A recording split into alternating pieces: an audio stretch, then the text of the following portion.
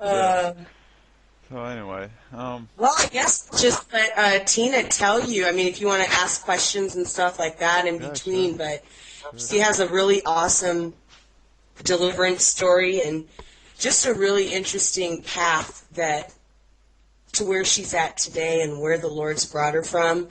Mm, And this is just another person, that the Lord has been gracious enough that I could see set free of uh-huh. demonic spirits here at my home. This was 2 years ago, well, more than that, 2006, November of 2006. All right. My mom's family, my Aunt Sandy and my cousins and my cousin's husband and children, I mean, my house was packed with people. Yeah.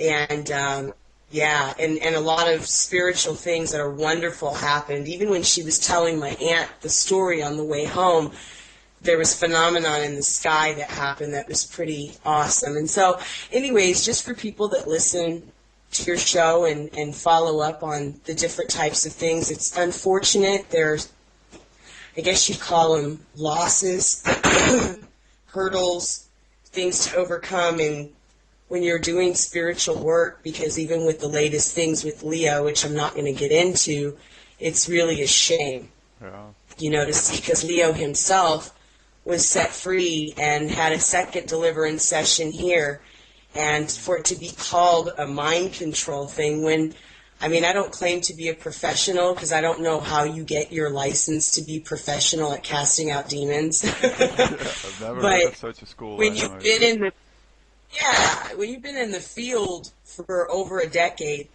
I mean, the Holy Spirit gives you revelation as to what's real and what's not. Hmm. I mean, I wouldn't even just chalk it up to I've been doing it for 10 years. It's just after over 10 years of doing deliverance ministry, the Holy Spirit lets you sense things, you know things. And I mean, that absolutely happened with Leo. And if he wants to deny it now, that's too bad for him because he's not denying me or what I quote unquote did because I didn't do anything. I don't claim to have power. It's the power of God. And so when he speaks against it, he speaks against the very power of God that set him free. Yeah. That's not my beef. That's between him and the Lord. But with Tina, she did some meditation and was like, Lord, what should I say? What shouldn't I say? There's some pretty intense stuff that's happened. And the Lord just really gave her peace and said, don't think about what you're going to say, but you tell it all. And for listeners, they like to hear that they can relate to someone, that they're not the only one out there that's experienced A, B, C, D, all the way through Z, you know, Yeah. and that no matter where we're at, God can always bring us out of the dark places into I, his I, light. So, are you talking specifically about demonic possession, or in general? yes, Okay. yes, I'm speaking about demonic possession. Hmm. That when people, and just depression, natural human depression mixed with pharmaceutica, the pharmaceutical industry, which Hmm. has a definite demonic entity behind it. Yeah, And she pharmaceutical. was, she was put on some serious stuff, and it's to really cause the human mind to even think less than it already does. And that's terrible.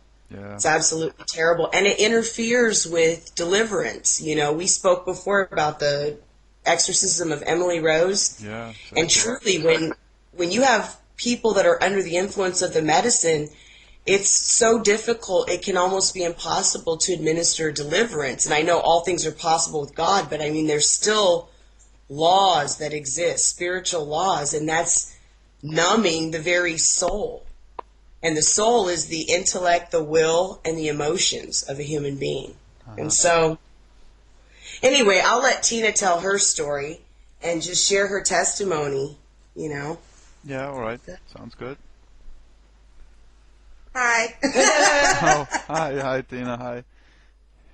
Um, I'm a little nervous, so forgive me. oh, that's all right. That's all right. I mean, it's always an informal kind of interview anyway, so just relax, I would say. Yeah, Um, it's just that I think because I don't know you as well.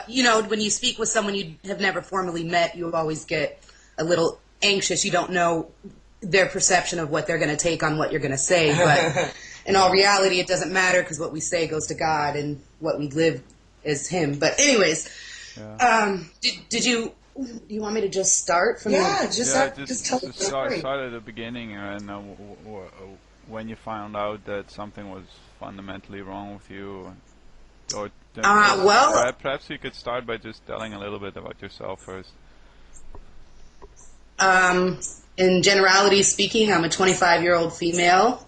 Just came from Tucson, Arizona, and now live in Texas. My work that I did before, I've been doing it for years. I was working with the developmentally disabled and severely mentally ill patients. That's generality speaking. But when it comes to as far as when I knew something was wrong, I could honestly say I knew something was wrong from when I was a child. From birth. When I was born, actually, I was born a blue baby, and they gave me a declaration of death. They gave my mother a time and declared me dead. And another gentleman who was working in the hospital, who was in practice, came in there and he began to try to revive me again. The room went into commotion. They kicked my father out of the room, and everyone was screaming. That doctor happened to bring me back to life, and they then told my mother that I would be mentally retarded, basically. Whoa. I particularly don't care for the word retarded, but they gave me an APGAR rating of a 3, which on a scale from 1 to 10, 10 being what society considers normal and 1 being severely mentally retarded. Throughout my youth and my childhood, I had several experiences where I ended up in the hospital very sick, or where I had fallen and cracked my head open and they had to take me to the hospital and I shouldn't have lived.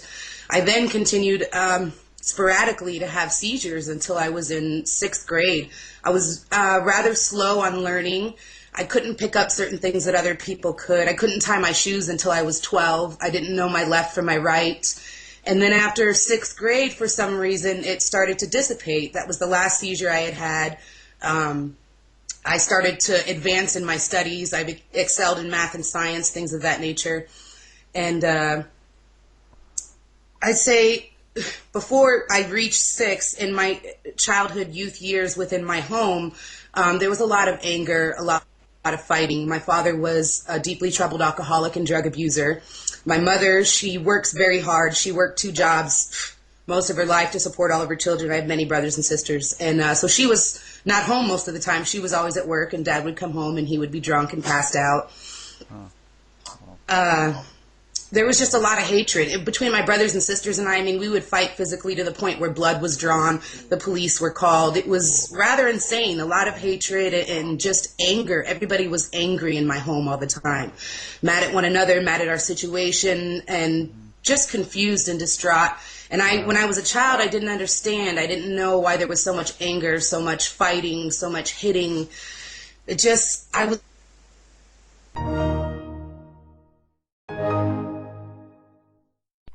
Hello? Hi. Yeah, Hey there. it's weird. I Yeah, think, it is, because I literally was just meditating. I went to use the lavatory, yeah, and I was sitting there just thinking about this, pondering how the communications keeps on getting messed with.